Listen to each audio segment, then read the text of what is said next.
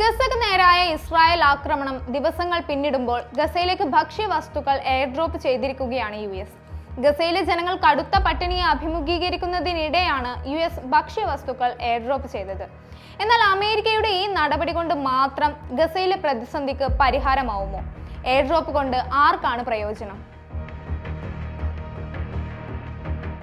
US സൈന്യത്തിന്റെ 3 C-130 വിമാനങ്ങളിലായി 38,000 ഭക്ഷ്യപ്പൊതികളാണ് US ഗസയിലേക്ക് air drop ചെയ്തത്.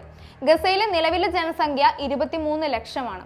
വെറും 38,000 ഭക്ഷ്യപ്പൊതികൾ കൊണ്ട് ഗസയുടെ വിശപ്പടക്കാനാവില്ല എന്നതാണ് യാഥാർത്ഥ്യം.